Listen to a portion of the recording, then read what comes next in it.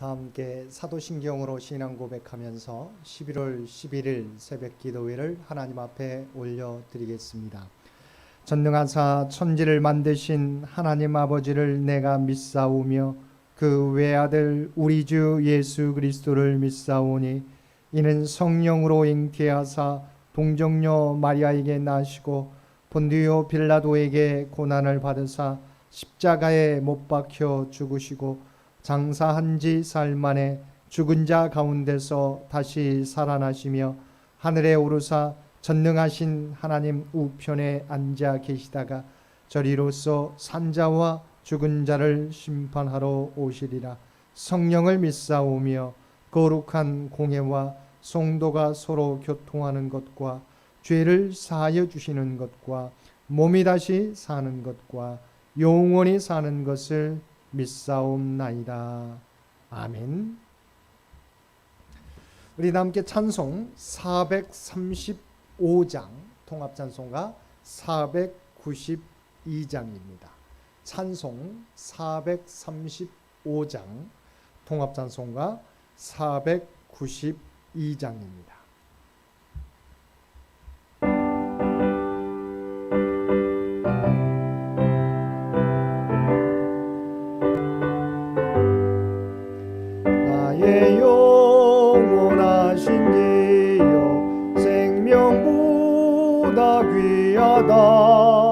나의 갈 길 다가도록 나와 동행하소서. 주께로 가까이 주께로 가오니 나의 갈 길 다가도록 나와 동행하소서. 세상 아니람과 모든 영예 버리고 험한 길을 가는 동안 나와 동행하소서. 주께로 가까이 주께로 가오니 나의 갈 길 다가도록 나와 동행하소서. 어두운 골짝 지나가며 험한 바다 건너서 성국문에 이르도록 나와 동행하소서. 주께로 가까이 주께로 가오니 나의 갈 길 다가도록 나와 동행하소서.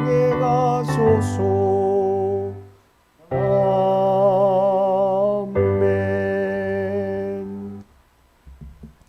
오늘 우리에게 주신 하나님의 말씀 창세기 46장 1절에서 7절까지 말씀입니다.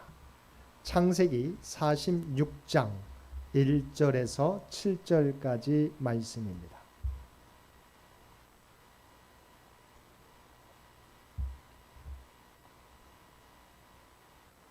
우리 주신 말씀 46장 1절에서 7절까지 우리 한 절씩 교독하겠습니다. 이스라엘이 모든 소유를 이끌고 떠나 브엘세바에 이르러 그의 아버지 이삭의 하나님께 희생 제사를 드리니 그 밤에 하나님이 이상 중에 이스라엘에게 나타나 이르시되 야곱아 하시는지라. 야곱이 이르되 내가 여기 있나이다 하매 하나님이 이르시되 나는 하나님이라 내 아버지 하나님이니 애굽으로 내려가기를 두려워하지 말라.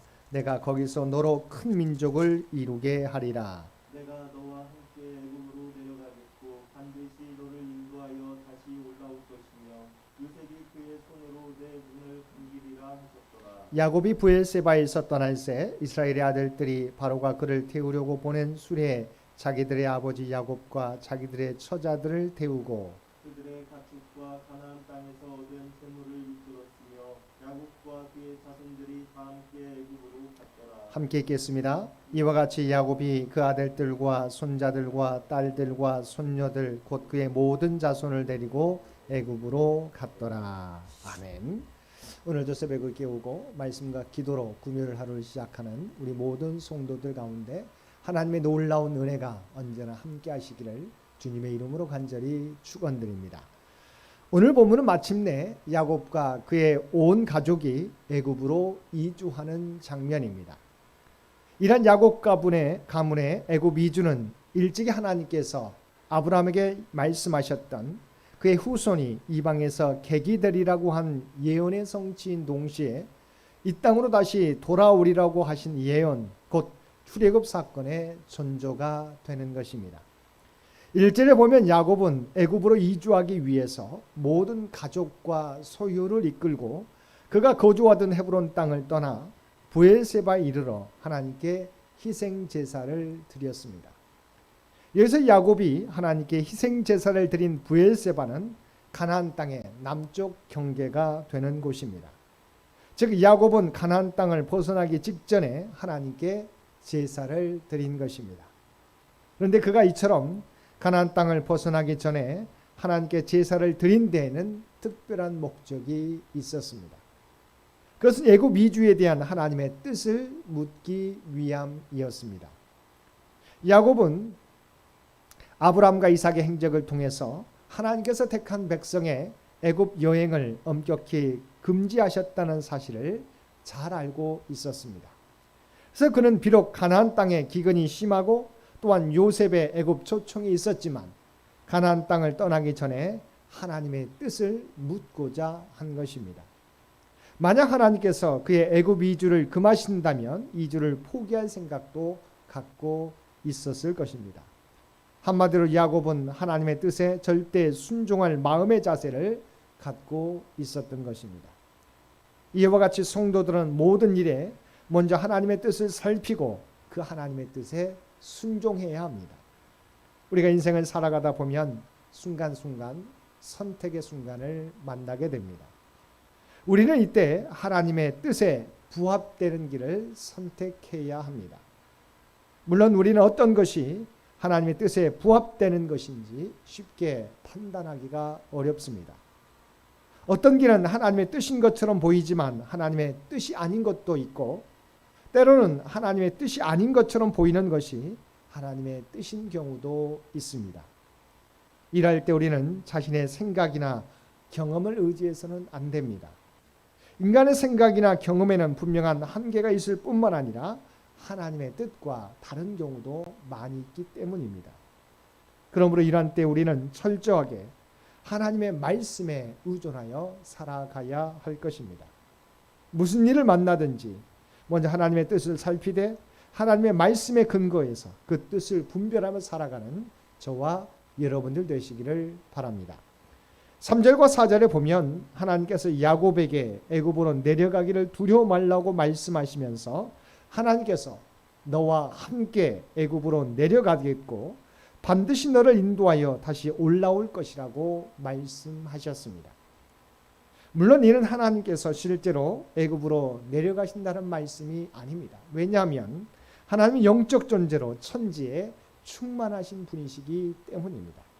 하나님 인간과 같이 시공간의 제한을 받으시는 분이 결코 아니십니다. 다만 하나님께서 언제나 야곱과 동행하며 그의 길과 삶을 보호하고 인도하겠다는 말씀으로 의미로 이 말씀을 전해 주신 것입니다. 오늘날에도 하나님께서는 온 우주에 거하시면서 모든 사람의 삶을 지켜보고 또 통치하고 계십니다. 예수님께서도 승천하시면서 뭐라고 말씀하셨습니까? 세상 끝날까지 믿는 자들과 함께 주실 것이라고 약속해 주셨습니다. 주님께서는 그 약속을 따라 오늘 또 그의 영으로 언제나 모든 성도와 동행하고 계십니다.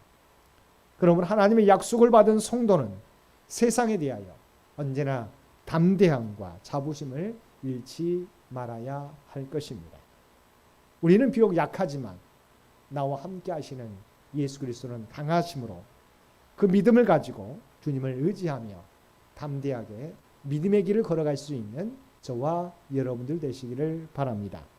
4절에 보면 하나님께서는 야곱에게 그와 함께 애굽으로 내려가실 뿐만 아니라 그를 인도하여 가나안으로 다시 올라올 것이라고 약속하셨습니다. 이런 애굽이 이스라엘 백성이 거할 영원한 초소가 아니라 임시 거처이며 때가 되면 가나안 땅으로 반드시 돌아와야 함을 의미합니다. 이것은 이스라엘 백성들에게 있어서 애굽이 그들의 본향이 아님을 분명히 드러내고 있는 것입니다. 이스라엘 백성들은 잠시 나그네와 객으로 애굽에 머물 뿐이었습니다. 이와 마찬가지로 이 세상은, 우리가 살고 있는 이 세상은 믿는 자들의 본향이 아닙니다.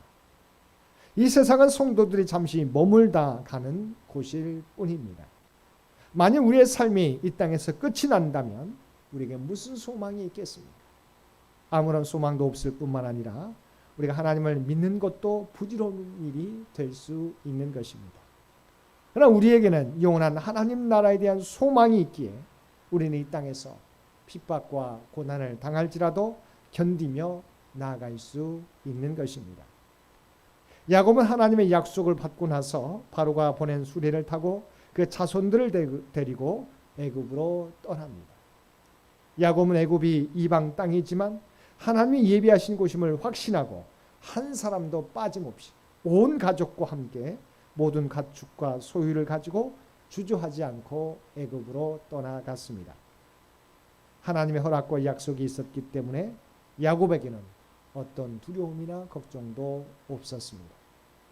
가나안을 떠나 애굽으로 향하는 길이지만 하나님이 함께 하시기에 야곱에게 그 길은 복된 길이었습니다.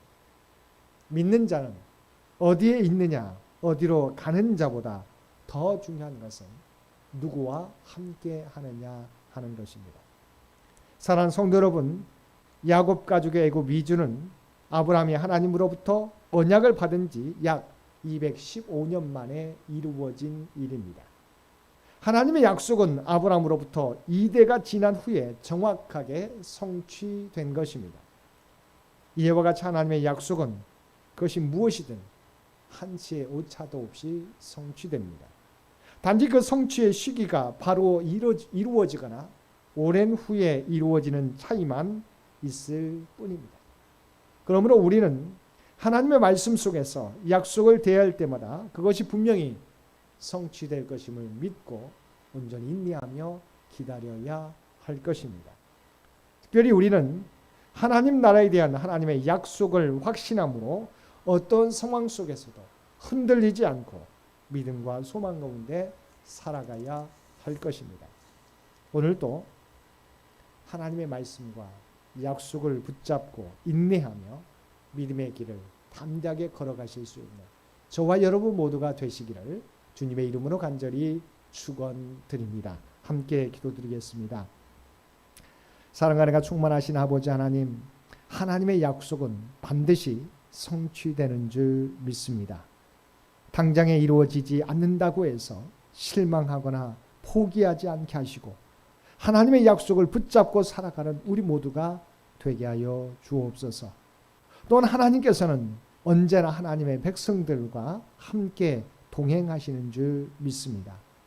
우리가 어떤 상황과 처지에 놓일지라도 하나님은 우리와 함께 하심을 믿고 두려워하지 않고 담대하게 믿음의 자리를 지키며 우리에게 맡겨진 사명 감당하며 살아가는 우리 모두가 되게 하여 주옵소서. 특별히 이 나라 이 민족과 함께 주셔서 하나님께서 친히 통치하여 주시기를 원합니다.